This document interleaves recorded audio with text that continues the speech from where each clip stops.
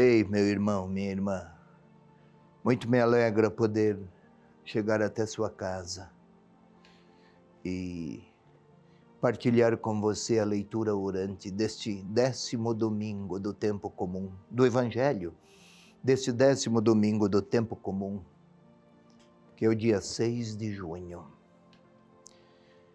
E a palavra a ser proclamada neste dia, em todas as igrejas católicas do mundo, é o capítulo 3 de Marcos, Marcos 3, versículos 20 a 35.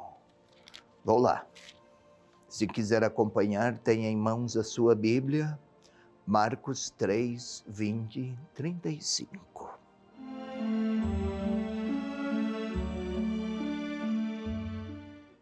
Jesus voltou para casa e de novo uma multidão se apinhou, de tal modo que eles não podiam se alimentar. E quando os seus tomaram conhecimento disso, saíram para detê-lo, porque diziam: enlouqueceu. E os escribas que haviam descido de Jerusalém diziam: está possuído por Beelzebu, e também é pelo príncipe dos demônios que ele expulsa demônios. Chamando-os para junto de si, falou-lhes por parábolas. Como pode Satanás expulsar Satanás? Se um reino se dividir contra si mesmo, tal reino não poderá subsistir. E se uma casa se dividir contra si mesma, tal casa não poderá se manter. Ora, se Satanás se atira contra si próprio e se divide, não poderá subsistir, mas acabará. Ninguém pode entrar na casa de um homem forte e roubar os seus pertences, se primeiro não amarrar o homem forte. Só então poderá roubar sua casa. Na verdade, eu vos digo, tudo será perdoado aos filhos dos homens, os pecados de todas as blasfêmias que tiverem proferido. Aquele, porém, que blasfemar contra o Espírito Santo, jamais será perdoado. É culpado de pecado eterno. Isso porque eles diziam: ele está possuído do espírito impuro. Chegaram então sua mãe e seus irmãos, e ficando do lado de fora, mandaram chamá-lo. Havia uma multidão sentada em torno a ele.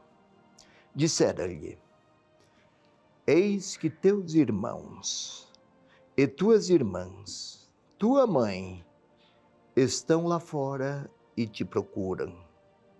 Ele perguntou: quem é minha mãe e meus irmãos? E repassando com o olhar os que estavam sentados ao seu redor, disse: eis a minha mãe e os meus irmãos. Quem fizer a vontade de Deus, este é meu irmão, irmã e mãe. Esta é a palavra para esse 10º domingo do tempo comum. Querido irmão, querida irmã, temos aqui uma série de cenas para poucos minutos.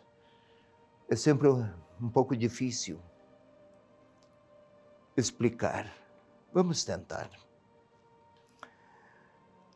Nos primeiros versículos, Jesus voltou para casa, uma multidão se apinhou em torno a ele, e os seus, tomando conhecimento, saíram para detê-lo. Diziam: enlouqueceu. Quem são estes seus?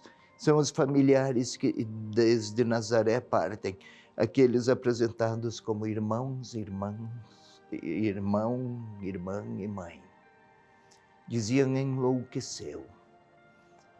Mas enlouqueceu por quê? O que há para considerá-lo alguém numa condição de desequilíbrio psíquico?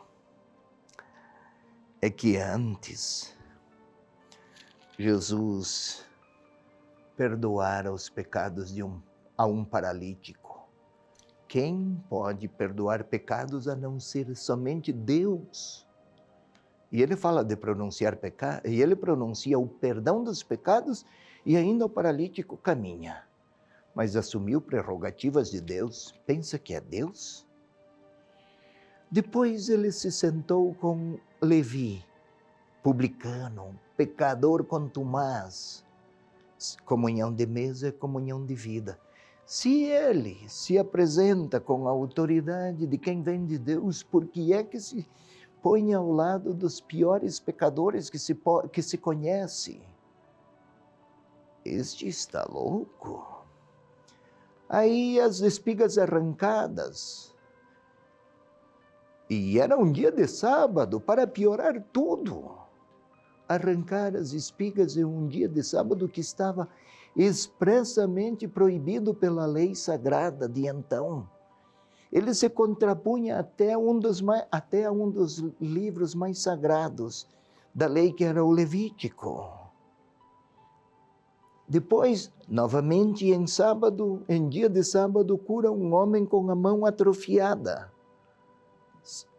Era proibido, na religiosidade da época, muito rigorosa e severa, que alguém se pusesse a coisas desta natureza num dia de sábado. Este está fora de si. Este perdeu a capacidade da sensatez. Foram os familiares buscá-lo. Enquanto iam, eis que então surgiu outro tema e outra cena. Os escribas que vinham de Jerusalém, bem mais longe, de Jerusalém foram até Cafarnaum, 100 e tantos quilômetros, para questioná-lo. Está possuído de Beelzebu. Beelzebu era considerado, é um deus do quadro da religiosidade dos filisteus. Era chamado Deus das moscas, que depois os judeus daí deformaram tudo aquilo para usar um tom desprezível, e era o chefe dos demônios. Tinha Beelzebu, o titular dos demônios. Depois havia outros demônios, numa classificação menor, que causavam, eram agentes da maldade, que tornavam más as pessoas. Mais abaixo havia outros demônios, adversários de Deus, agentes do mal, que causavam doenças às pessoas. Tudo isso, Beelzebu, estavam sob o comando de Beelzebu. E Jesus, quando curava, para aquele tempo, assim se entendia, tinha vencido o demônio que causava a doença. No caso do pecador Levi, Mateus, que publicano, era dos piores pecadores na classificação da época, agora tornou-se amigo de Jesus. Isto significa deixar a sua vida anterior de pecado. Venceu um demônio ainda maior. E então, diziam, é por força da autoridade suprema dos demônios que ele faz isso. O que Jesus contrapõe? Mas se o demônio é adversário do demônio, então ele não subsiste, não é preciso combatê-lo, ele se destrói. Mas o que interessa mais? Em verdade vos digo, o que interessa mais para nós hoje? Tudo será perdoado aos filhos dos homens, os pecados, as blasfêmias, todas. Mas contra o Espírito Santo jamais será perdoado. Então, existe algum pecado que Deus não perdoa? Olhem,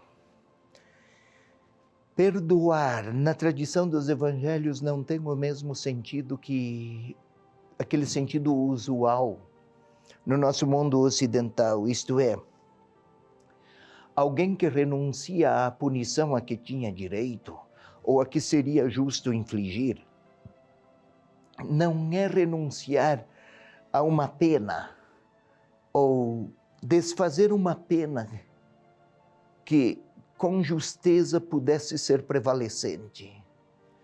Perdoar, no sentido originário do termo bíblico, é superar tudo o que há de mal na pessoa. E enquanto não se confiar na força do Espírito de Deus, acontece o quê? Não que Deus não perdoa, mas que a pessoa não optou por ser liberta. Enquanto não se deixar perdoar, não recebe o perdão. Mas não significa que há uma classe de pecados e de pessoas que jamais serão perdoadas por Deus. Não existe isso. Deus oferece o perdão a todos, mas quem quiser rejeitá-lo vai ter a vida presente e futura como alguém que optou ficar distante dele. Mas não é que Deus decidiu que uns serão perdoados, não serão punidos, e outros serão punidos. Perdão na tradição bíblica é, estou a repetir, libertar da pessoa, tirar a pessoa de tudo o que nela a afasta de Deus. E neste caso, enquanto não quiser receber o perdão, vai ficar sem ele. Mas nunca nos atrevamos a pensar que Deus deixa sem perdão quem deseja ser perdoado.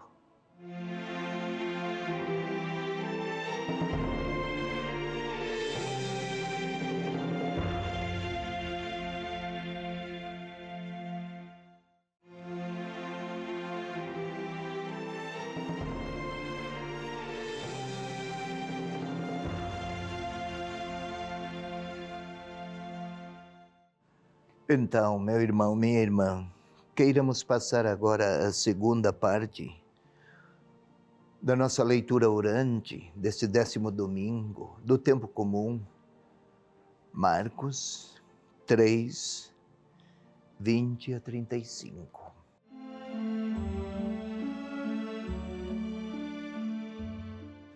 Primeiro passo, sempre. Composição do próprio lugar interior.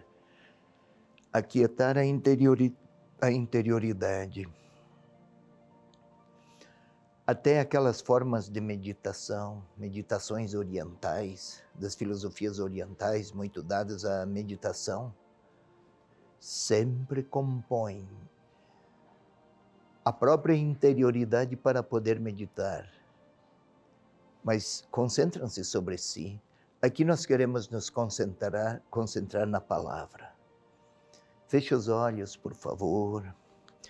Ponha-se numa posição que favoreça o recolhimento, o silêncio. Agora é importante. Tente sentir o ar que, pelas suas narinas e demais vias aéreas, chega aos pulmões. Tente sentir os pulmões inflados. É uma operação física, não estamos orando ainda. Estando disciplinando o corpo para orar. Tente sentir. Sim, sinta os seus braços. Sem tocar neles, concentre-se. Seus braços, suas mãos, os seus pés, o direito primeiro, o esquerdo. Concentrado, concentrada. Tente ouvir o coração, o seu coração, nas suas pulsões, nos seus movimentos, como se estivesse a distribuir com plena gratuidade a vida ao corpo. Ele precisa do corpo e o corpo precisa dele, numa unidade de fundo maravilhosamente inseparável. Sinta o seu coração a bater. Agora, desde a experiência física, passemos para aquela espiritual. Desde o fundo, mais profundo de nós mesmos, peçamos que o Espírito de Deus, força, vida, graça, encanto de Deus, impregne a nossa inteligência, nossos pensamentos, nossa capacidade de amar. E desde aquela nossa interioridade mais profunda, vamos pedir que o Espírito de Deus venha participar dessa nossa oração e inspirá-la. Vinde, Espírito Santo, enchei os corações dos vossos fiéis. Acendei neles a chama do vosso amor. Enviai, Senhor, o vosso Espírito. Tudo será criado novamente. Renovareis a face da terra, as mentes dos discípulos e os corações dos que seguem Jesus. E agora vamos àquelas cenas há pouco lidas e rapidamente explicadas. Vamos imaginar Jesus retornando para casa, lá em Cafarnaum. É uma cidade de uns 800 a 1000 habitantes, não mais que isso. Casas pequenas, muitas casas pequenas, e ele entra em uma delas. Por fora, a aglomeração se verifica. Querem falar, querem ouvir, querem contemplar tudo o que se apresenta como novo e como esperançoso. Querem maravilhar-se, afinal, nada de tudo o que esperavam se realizara de maneira tão surpreendente e tão renovadora e tão impressionante. Mas muitos querem admirar o espetáculo apenas. Há outros que também chegam, vamos tentar contemplar outros que chegam à casa de Jerusalém, doutos, inteligentes. Quem sabe trazem livros e escritos e argumentos. É bem possível que tenham consigo também algum documento dos chefes supremos a respeito dele. Podemos vê-los comentar com sarcasmo sobre Jesus, difamando-o até a dizer: isso que ele faz procede de uma força maligna. Isto que ele faz nasce de um espírito desequilibrado. Não observa as leis do templo e as leis do Pentateuco e as leis dos profetas.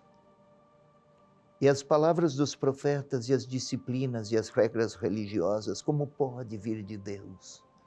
É inimigo e adversário de Deus quem não observa todos os mandamentos e agora com prodígios. Afinal, também o demônio é capaz de fazer coisas extraordinárias. Continuam a dizer para aqueles que estão lá, esses adversários que vêm de Jerusalém, que se cuidem, que não sigam aquele impostor, falso Messias. Há muita raiva naqueles inimigos de Jesus. E enfatizam, procede do demônio tudo isso. Chegam, vamos ler um pouco mais, vamos retomar, criando imagens. Chega a mãe de Jesus com outros irmãos e irmãs. Desde logo, naquele tempo, primo, cunhado, parente, amigo, todos eram considerados irmãos ou irmãs. O conceito de família era bem mais alargado do que hoje. Era um grupo, um clã familiar. Jesus não tem desapreço pela sua mãe. Mãe ao povo de Israel, é esta a referência. E estão querendo dizer, vieram buscar, querem te levar, as loucuras que fazes não se explicam. Até na sua família o Senhor encontrou incompreensões. Não o difamam, não o hostilizam, mas não vislumbram normalidade em tamanha bondade de Deus que Ele vem representar. E agora vamos nós nos situar lá. Talvez eu também queira dizer e seja tentado a dizer que os critérios de Jesus não são os mais lógicos. Ele propõe o perdão, mas os meus direitos parecem prevalecer.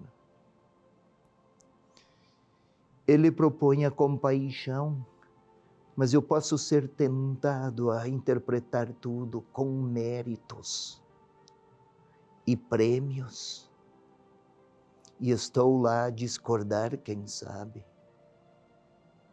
Talvez eu gostaria de uma doutrina que beneficiasse as lógicas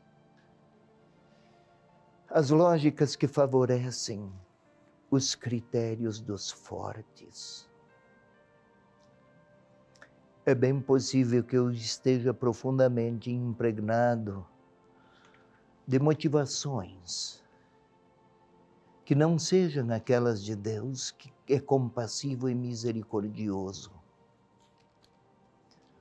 Ou talvez eu sinta inquietação e até raiva por Deus ter agraciado pessoas e eu não me sinta por Ele agraciado e não perceba que Ele me ama.